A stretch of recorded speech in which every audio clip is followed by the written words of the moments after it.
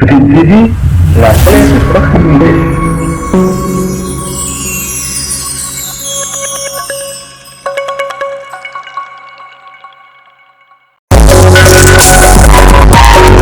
ma waaje gore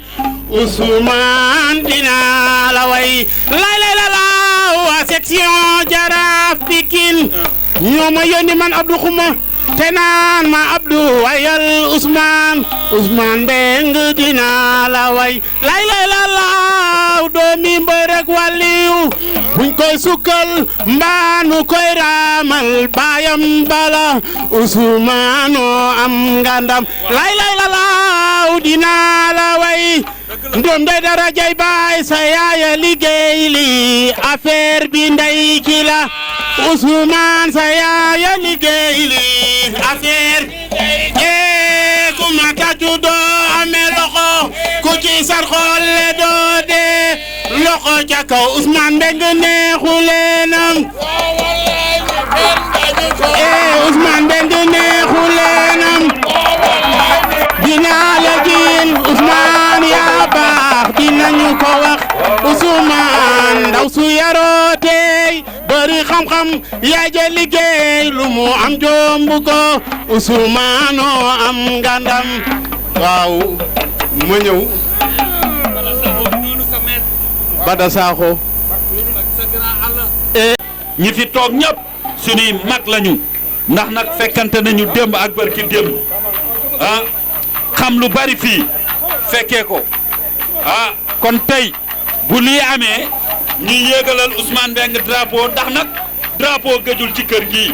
ndax ku wax drapeau ku wax délégué de quartier di nga wax Issa Mbeng te ku wax Issa Mbeng di nga wax Ousmane Mbeng waaye Sidi Mané kaay nii rek mbooloo mi damay ñaan rek ngeen tàccul ma jëmm ji te yàlla rek a tax ngeen tàcc Sidi Mané bu baax a baax képp ku fi toog rek na tàcc Sidi Mané ndax nag jumaa ji da nga cee sonn guddil ko bëccëgal ko yàq sa commission nga bëgg Ousmane Mbeng ba mu jeex tàkk nag ñu gis ni yow yaay conseiller Ousmane Mbeng spécial kon tey boo ñëwee ci bis bi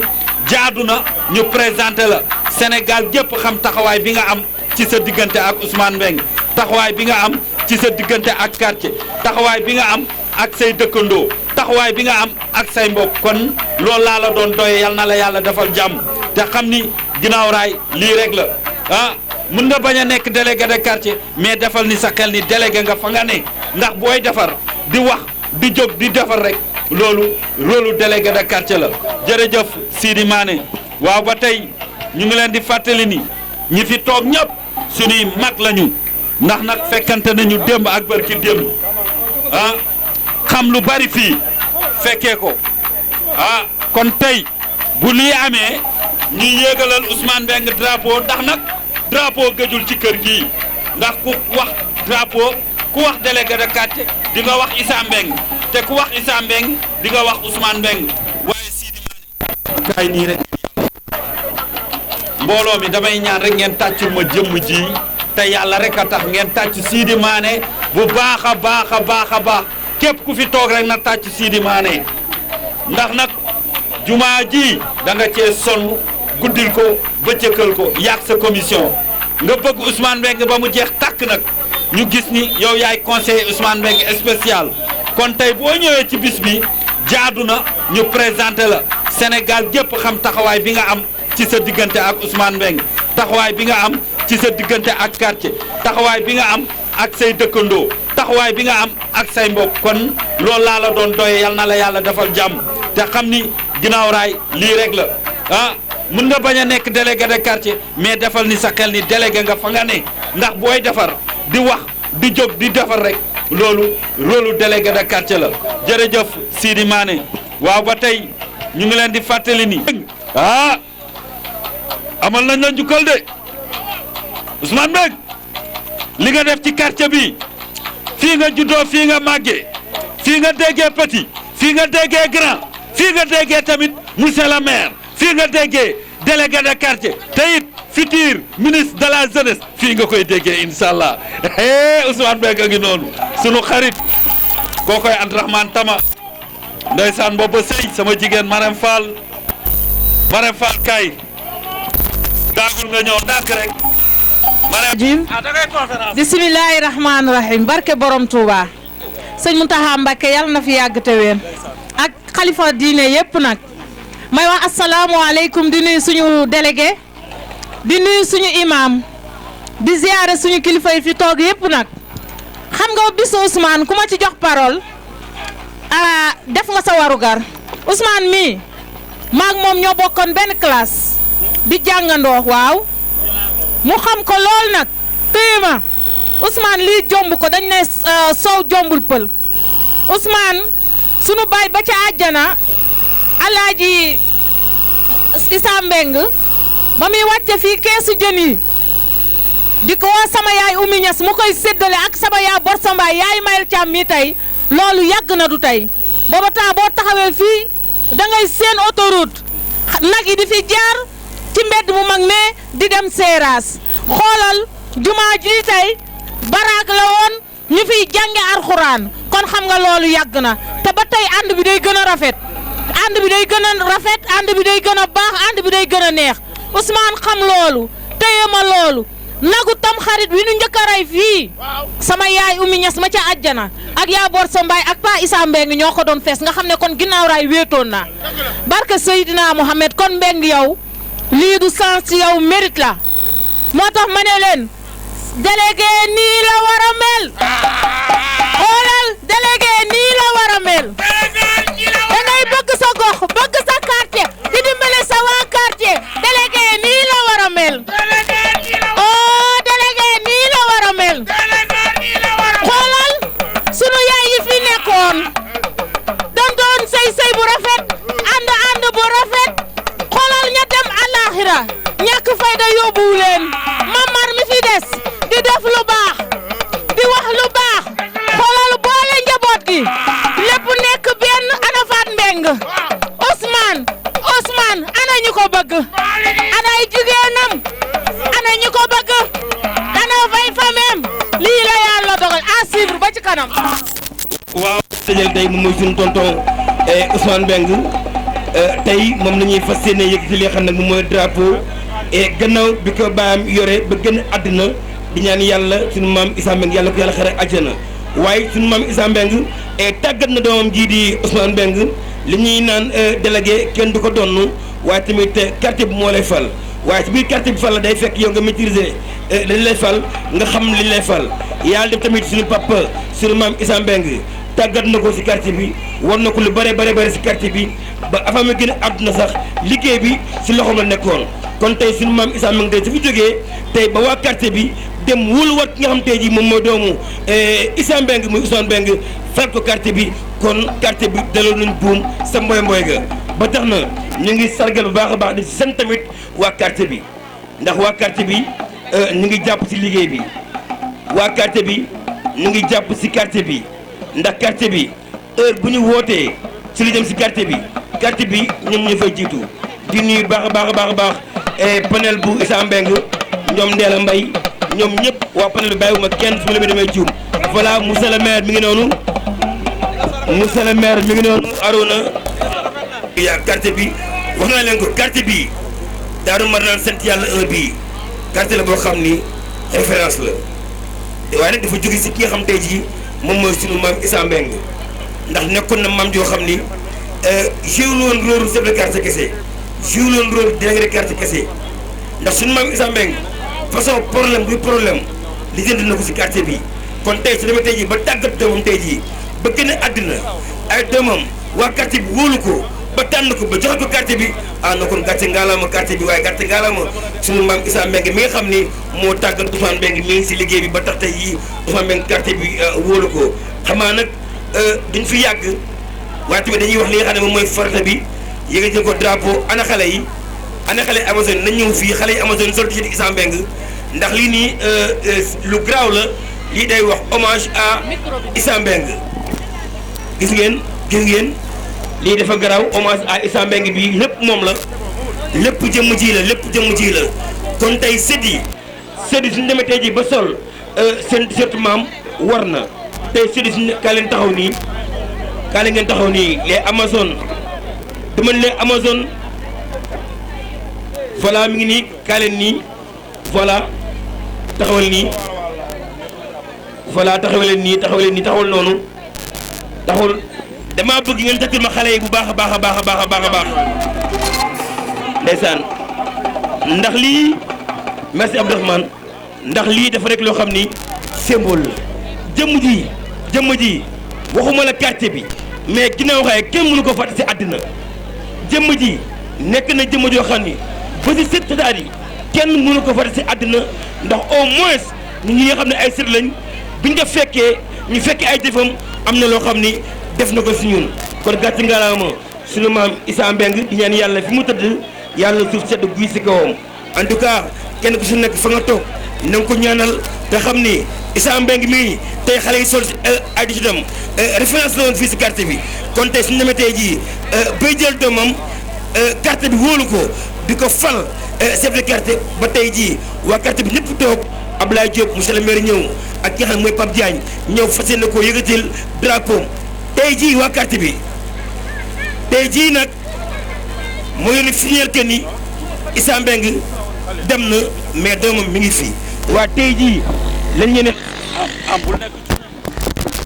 ñëpp di leen jégalu di xam ni nag li duuf ci nag bi yëpp xajul ci cin bi ñëpp mënuñoo jël kàddu waaye itam ñi nga xamante ne dañuy jël kàddu ñu gàttal parce que dafa am beneen cérémonie boo xam ni kilifa yi fi toog dañ fay dem ak timis bi nga xamante ni moom la fi kilifa yi imaam yeeg ñëpp toog kon képp ku ñu jox kàddu rek ñu ngi lay ñaan nga gàttal ci ñaari minutes bu baree ba bari ñetti minutes pour ñu mën a def cérémonie bi mu gaaw a jeex sans plus tarder on va donner la parole à un responsable des jeunes qui s'appelle Chérif Mané. Chérif, vous avez la parole. Seytaanir rajim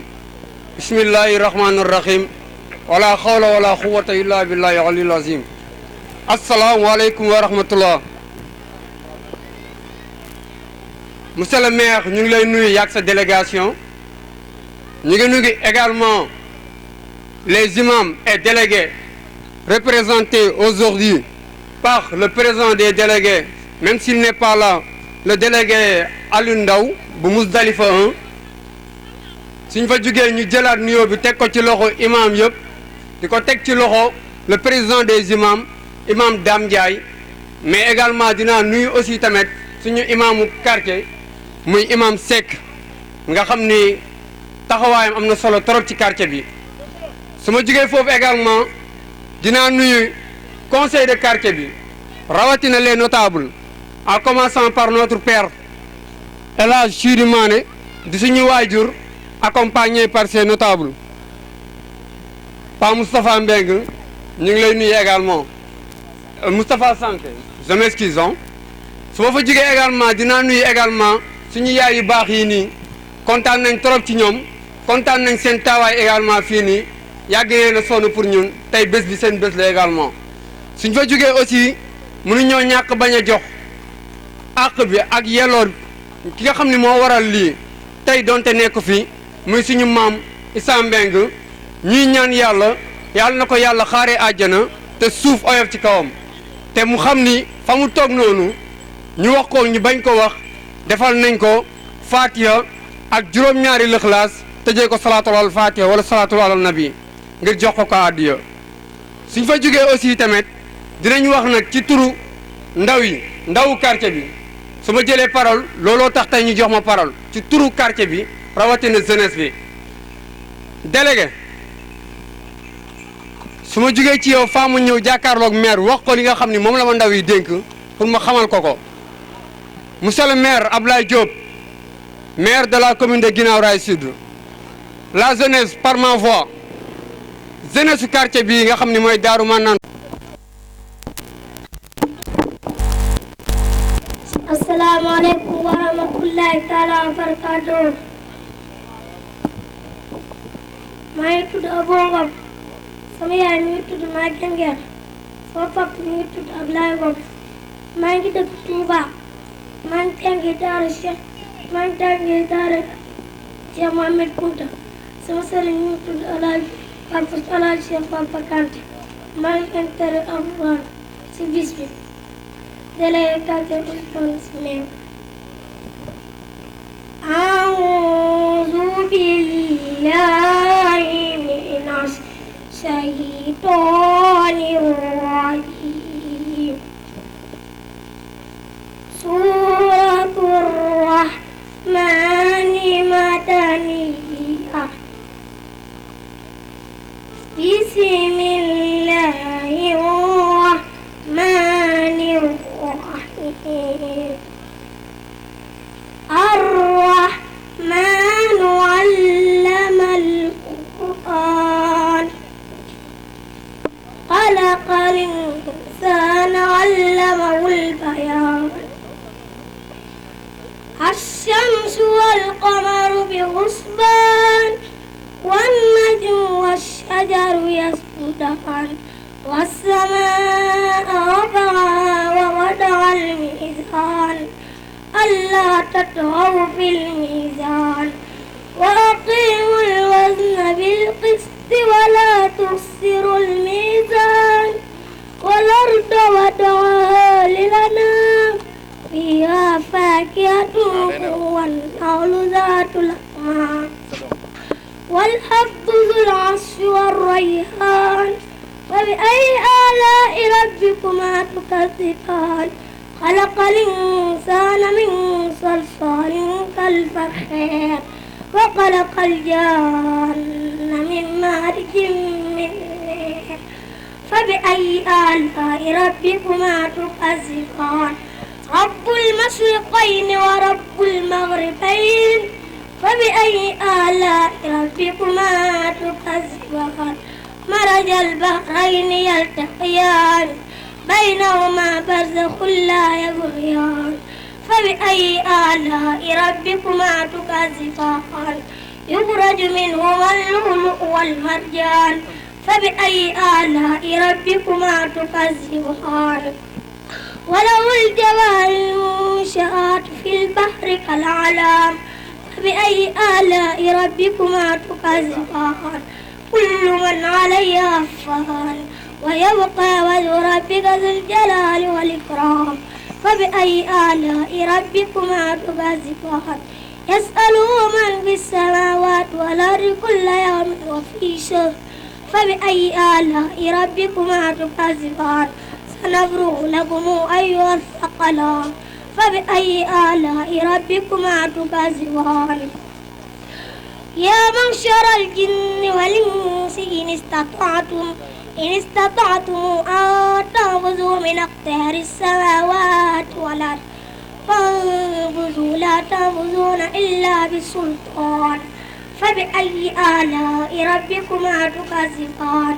يرسل عليكما شواظ من نار ونحاس فلا تنتصران فبأي آلاء ربكما تكذبان فإذا شقت السماء فكانت وردة كالدهان فبأي آلاء ربكما تكذبان فيومئذ لا يسأل عن ذنبه إنس قبله إنس ولا جان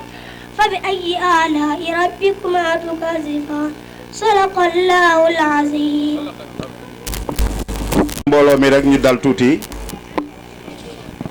wax leen ni aussi bañuy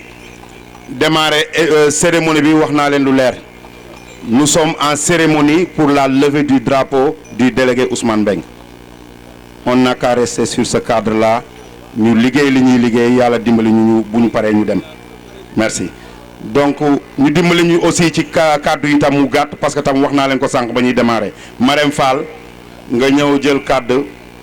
au nom des responsables des femmes du quartier. Délégué de quartier ak les imams maa ngi nuyu madame le maire Adja Kiné Sow maa ngi nuyu tous les jeunes de Guinaw Rail Sud maa ngi nuyu tous les femmes de Guinaw Rail Sud sañse bi rafet na macha allah waaye tey moom boo gisee ñu taxaw fii di wax yàlla ak suñu délégué bi di Ousmane Mbeng moo tax tey ñu taxaw fii di wax dëgg yàlla lii mosuma koo def sax c'est la première fois te moo ma ci poussé naruma ko woon sax waaye nag délégué moom wax dëgg yàlla bu xewlee moom dama cee war a la féey ba jeex tàkk ndax délégué suñu quartier bii macha allah daf koo jël mu def ko quartier soxla boo am mu fajal la ko muy guddi di bëccëg saa boo ko woowee mu wuy si la waaw jigéen ñaa ngi nii nee nañ carrément ne délégué bu ñu amee problème seen kër yi suñ ko nee taj téléphone mu waa da ñëw mu résoudre yëpp ñu di ko sant di ko gërëm bu baax a baax ñu di ko ñaanal nag drapeau bi yal na ko rapport te mu bañ koo rappal ñu di ko wax ak sama baay Issa Mbengue ma nekk ca Barsàq yal na yàlla yokk leeram te suuf sedd ci kaw moog sama ñoom papa ak ñoom pa mbaax mbaay ak bépp pa bu nekkoon ci quartier bi te wàcc liggéey waa kañ maa ngi leen di gërëm di leen sant di jërë ngeen jëf. Tarder, on va donner la parole à monsieur Georges Faye qui représente la communauté catholique. Monsieur le directeur, vous avez 3 minutes. mbooloo mi maa ngi nuyu seen tur ak seen sant. Je salue tout le monde hein,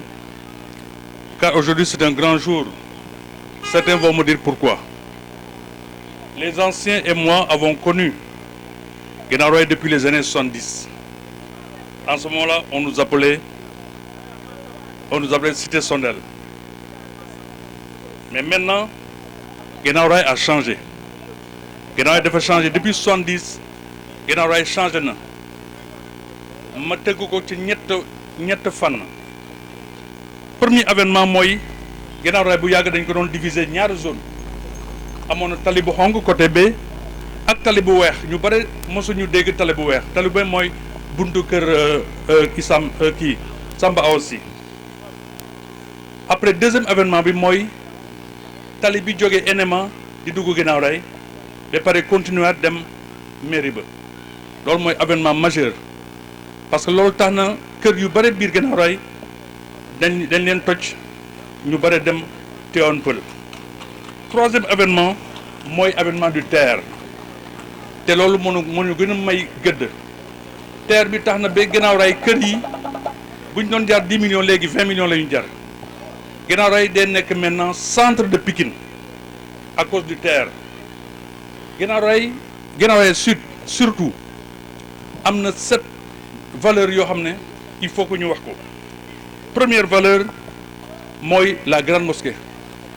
Le vendredi, tout le monde vient prier ici. Deuxième valeur, c'est la police qui est dans Guinaw Rail Sud. Troisième valeur, le poste de santé. Quatrième valeur, la maternité. Cinquième valeur, le tunnel. Et enfin, septième valeur, le centre d'écoute ENDA. Ma yokk ci encore am na ay école de proximité ñaari école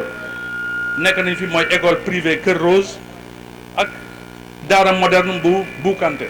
loolu il faut ñu wax ko te loolu c'est des choses yoo xam ne Guinaw Rail Sud rek moo ko am biir Guinaw Rail. Je parle au nom de la communauté chrétienne parce que ici du ñu xàmmee chrétien ak musulman man tey dama solo comme mouride dama solo comme tidiane bu ñu ma gisee sax dañuy defe ne musulman la boo ñëwee suma kër maa ngi ko tuddee Ablaye suma école maa ngi ko tuddee Kër Rose Jumel. Oui donc même man suma tur man Biray laa tudd suma doom yëpp am nañu turu musulman turu chrétien ñoom Massamba ñoom Wali ñoom ñëpp am nañu tur ñoom Sali. Vous voyez donc gisuma benn problème entre musulmans et chrétiens parce que on est vraiment dans le quartier et on habite dans le quartier. dafa jënd ay sajaada dugal ko biir néegam ñi ay am na jànk yoo xam ne ñu ngi ci biir kër gi yàlla seeta ne démb fa laa doon tourné ndax moo ñu abal sajaada ñu fay julli kon loolu defar la kon yal na la yàlla taxaw jumaa ji bu jël ciment def ko ci kon loolu tamit une tonne loolu tamit dañ koo war a seede ci Georges mi bu fekkee Ousmane Mbengue tey dañ ko nommé délégué quartier c'est pas parce que daf ko doon Ousmane Mbengue daf ko mérité Ousmane Mbengue mooy koo xam ne dafa baax c'est quelqu'un de humble quelqu'un d'ouvert serviable et sensible aux préoccupations de la communauté loo ko sant mu dox ci guddeeg bëccëg pour mu defaral la ko loolu moo tax beeg Ousmane Mbengue dañ koy naw di ko gërëm merci beaucoup. merci tàccul leen ma directeur bu baax a baax kàddu yi am na solo lool sans plus tarder on va donner la parole à Yacine Diamé bàjjenu gox ma bëgg ngeen tàcc ko. nuyu ñëpp di ziar ñëpp commencé ko nuyoo bi ci imam di ak imam yi fi toog yëpp ak délégué de quartier yi monsieur le maire maa ngi lay nuyu ak sa délégation di nuyu maire Kiné Sow nga xam te ne moo jiitee mbootaayu jigéen ñi jël nuyoo bi jigéen yëpp tegaat ko moom it si loxoom du may sori nag si wax ji parce que tey jii moom ñun ñoo aye nag parce que kii nga xamante ne moo waral bés yi tey muy Ousmane Beng muy suñu délégué de quartier mu mérité ko lool nag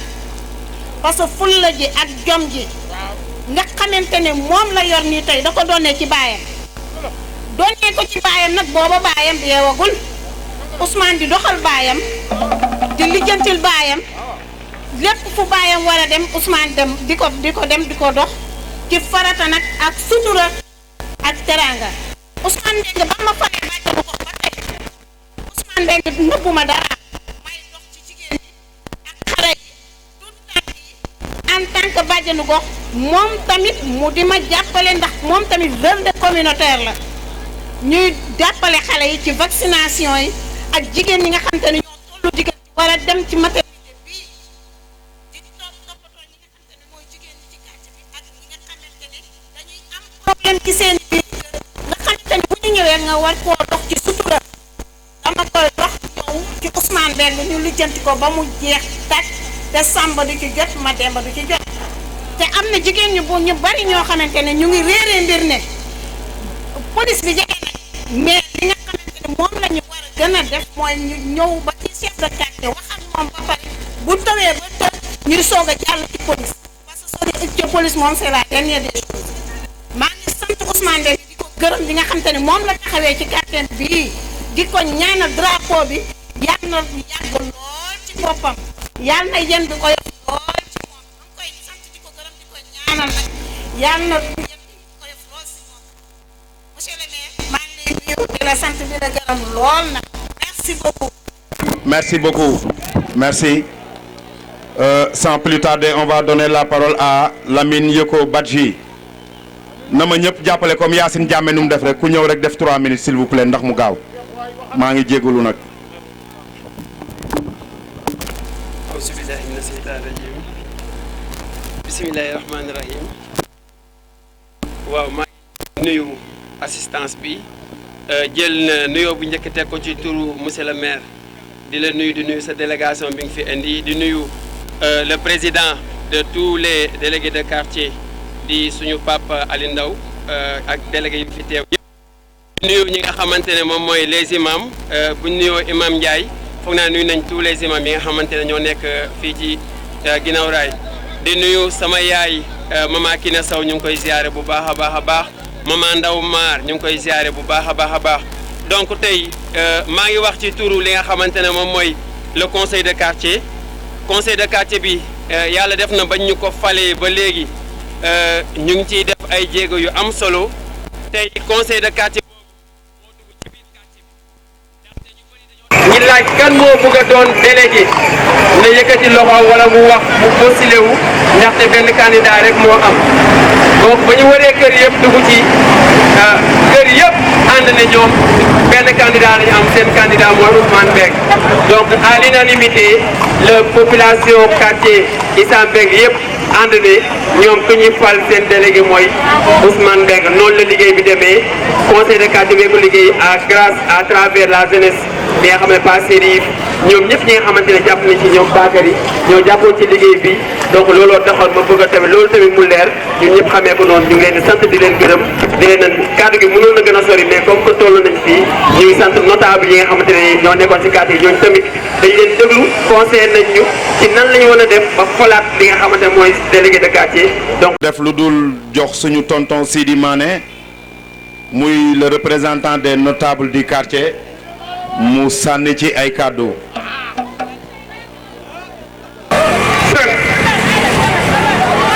notable yi nekk ci quartier bi yëpp góor ak jigéen mag ak ndaw yéen ñëpp maa ngi leen di nuyu mais lii su amee maire moo tax parce que processus bi dafa am fu mu commencé du tey rek bi fi une délégation dem seeti maire ne ko sunu imam dafa sunu délégué de quartier dafa wàññeeku léegi dañu bëggoon samp beneen délégué de quartier waxtaan ceeg maire dem bureau wax ak moom mu teg ñu ci benn carnaval ne nii ngeen di def ak nii ak nii ak nii bu ngeen paree ngeen ñëw damay gàttal rek bi ñu defee loolu ñu créé benn comité de pilotage man maa ko dirigé woon comité de pilotage bi Sidi Mané mi ngi ci woon Doudou Ndiaye mi ngi ci woon Rocky Sam mi ngi ci woon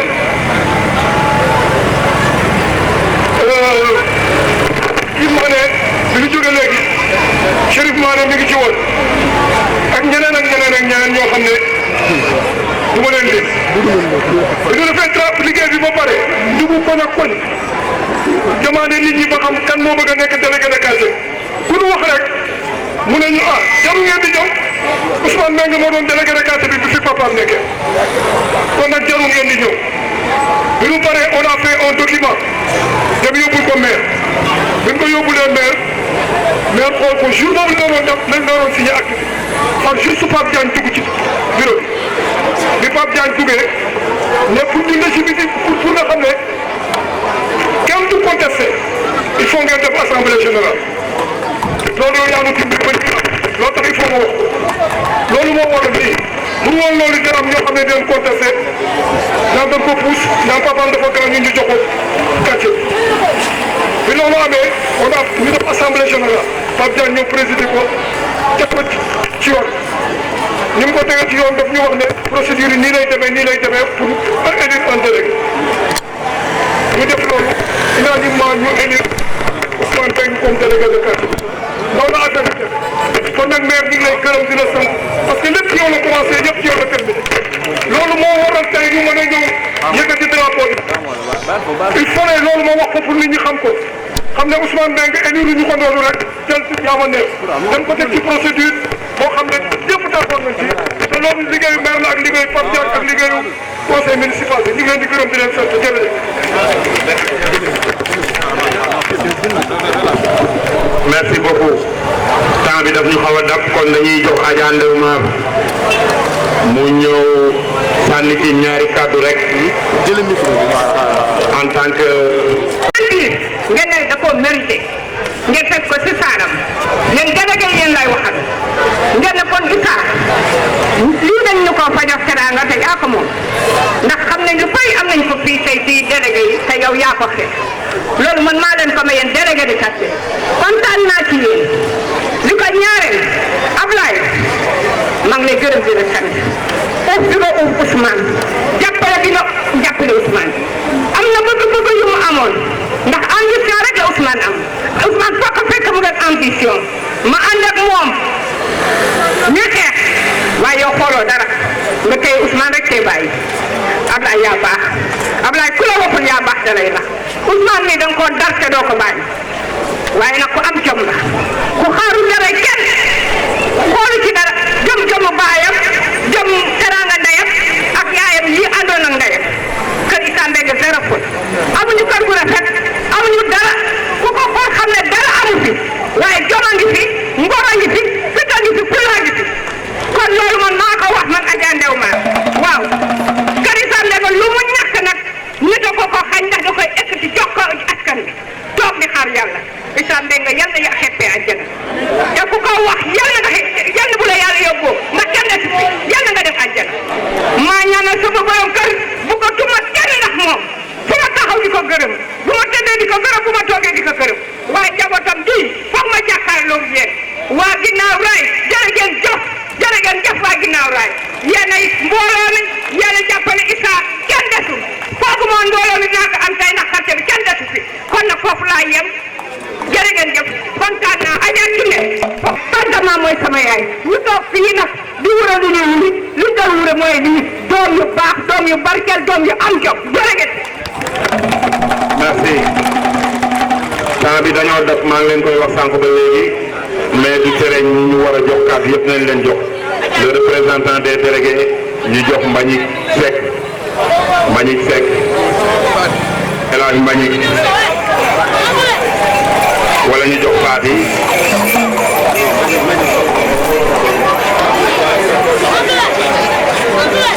baal ñu rek temps bi daf ñu dab bañ nga sànni ci 2 mots pour 2 minutes rek s'il vous plaît.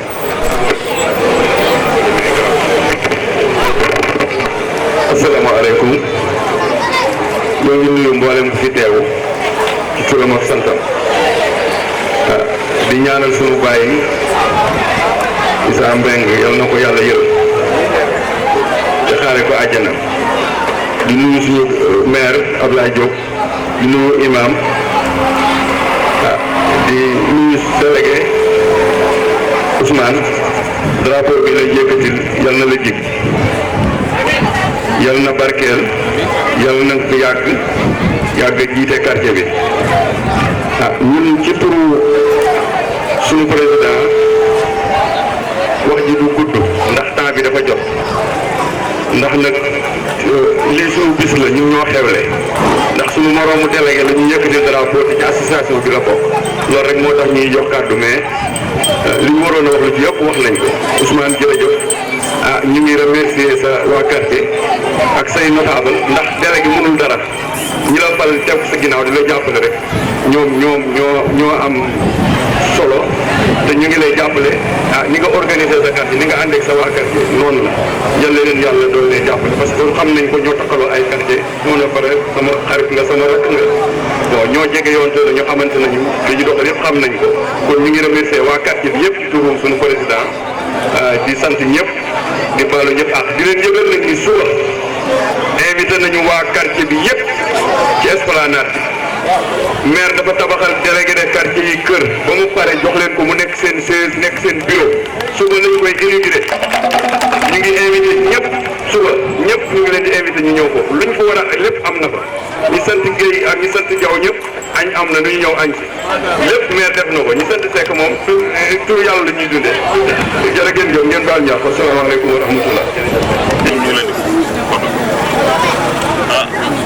li nga xam ne mooy problème mu sport am na xale yi ma ko waxoon ginnaaw rek am na terrain sport pourquoi ngeen di jéggi raay ba dem Pikine di fay 1000 francs ñëw leen fii avec terrain ma nga fa boobu moo gën a réglementé ci terrain bële xanaa kay léegi balaa ngaa lax jaay da ngay lax lekk